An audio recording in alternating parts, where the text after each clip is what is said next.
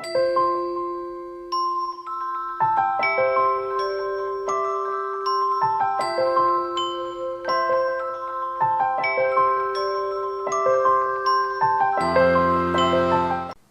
guys, it's Mono. How is everyone doing? Pretty good, I hope. Yeah, I changed it. Today I'm reviewing Scandal by Gaultier. Oh my gosh, a lot of you guys asked me to review this when it was released, so, you know, sorry I'm over a year late, but I do eventually get to things. I got myself a bottle, didn't I? I went and done it. Did it. I briefly sniffed this when I went on holiday when it came out. You can't really miss the bottle, and I formed an opinion just on a brief whim. Now that I've worn it and stuff, I've fully got to know it, so here is my review. 2017, this is a pillar fragrance to come from Gaultier. If you don't know what a pillar fragrance is, I'll quickly explain. All it means basically is it's a new fragrance for them. It's not a variation of something that already exists or what is known as a flanker. So it's not Gaultier Classic Summer, basically. They see this as a brand new standalone fragrance and they're already making flankers for it. I've seen it. They're Scandal by Night already, but this is the original, okay? So they made this fragrance and they said that they want to break boundaries or something like that. And upon sniffing, I thought, oh, it doesn't really feel like it's breaking boundaries, but there are some cool elements for sure. So let me tell you the notes. So this is the notes according to their website. Its top notes are blood orange and grapefruit. The heart notes are gardenia and honey. And the base note alone is patchouli. They see it as a chypre. Even if it is, it's definitely a modern chypre. There's no moss, there's no dryness. This is all about the sweet. Anyway, this is how it comes. Previously, they have all come in metal tins. This one is no exception, but this one has this, I guess you could call it suede detail on there. They're so chunky. The boxes are so chunky. This is a 50ml one that I have. And then comes the bottle. This thing always falls out, oops. It's the thing that goes in between the legs. Looks kind of painful if you ask me. So here it is. This bottle is so cool. I love it. You can't really miss it with these legs. It kind of looks like someone has fallen into a perfume bottle, which could be a nightmare for some perfumistas. You know, you speak to your friend. I had a nightmare last night. I was running, and I just fell into a perfume bottle. Maybe that would be a dream, not a nightmare.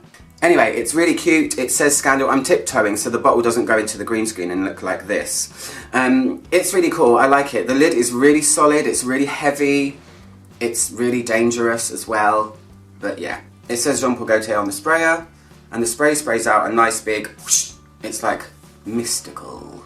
So how does it smell? I'm going to spray it wet on my right hand because it's been drying on my left. I wore this yesterday as well, and a couple of days before that. So, I want to mention, on Fragrantica they list another note that Gaultier don't, but I want to say it because I smell it. They mention licorice as well. So, when you first spray this, holy mother of sweetness, I was immediately reminded of things like La Vie Belle in terms of how sweet it is. I'm not saying it smells the same, but when we're talking about these ramped up sweet fragrances, La Vie Belle's pretty much at the top of its game, right? What's the other one? Flower Bomb by Victor Rolf, Aquilina Pink Sugar. There is this immediate fluffy pink sweetness that comes out of it. And at the beginning, it feels like, man, this is going to be really cloying and overwhelming. But luckily, it levels itself out further on down the line. There are a few things that put this or separate it from just being a regular sweet candy floss fragrance.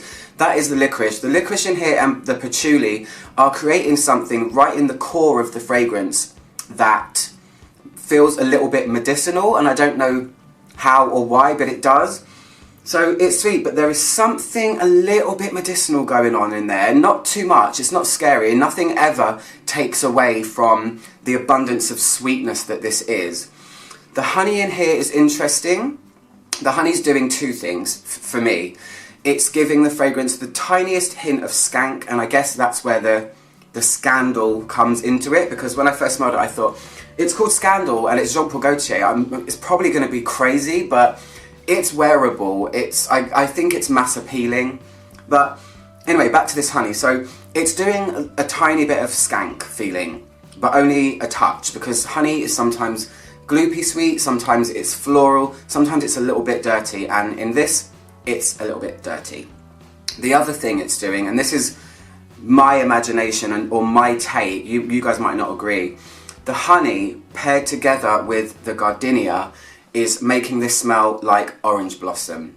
So, when they said they wanted to break the DNA or change the DNA, this is where I think it's a little bit weird because it smells a little bit like this. I feel like this is the Jean Paul Gaultier Classic Essence one, which is beautiful, by the way. I have reviewed it as well. I feel like Scandal is kind of 10% made up of this fragrance because it feels a lot more orange blossomy than it does gardenia. But that's why I'm saying this white floral with honey is making it smell like orange blossom, because orange blossom smells like honey sometimes anyway. So it all ties together. I think it's really cool. I mean, personally, I don't wear sweet things like this, but I wanted to review it for you guys because you asked me. I love the bottle though, it's so cool. The liquid's kind of peachy pink, which is Jean Paul Gaultier's signature. A lot of them are orange or peachy or pinky. And yeah, it's got some throw at first. That's why I said it feels like it's going to be, oh my gosh, this is going to be so overbearing. But when it starts to dry, which is where I'm going next, it levels out. The licorice part of it does disappear. The sweetness is always there. That is, say, the jacket that the fragrance continuously wears. It's what's going on in the core or in the background that changes a little bit. So the licorice disappears, it gets a little bit more fluffy, the skank comes out a little bit more when it's dry, but never too much. Don't let that word skank sound negative, it's just something a little bit dirty. This is Jean Paul Gaultier and it has got legs on it, for Christ's sake.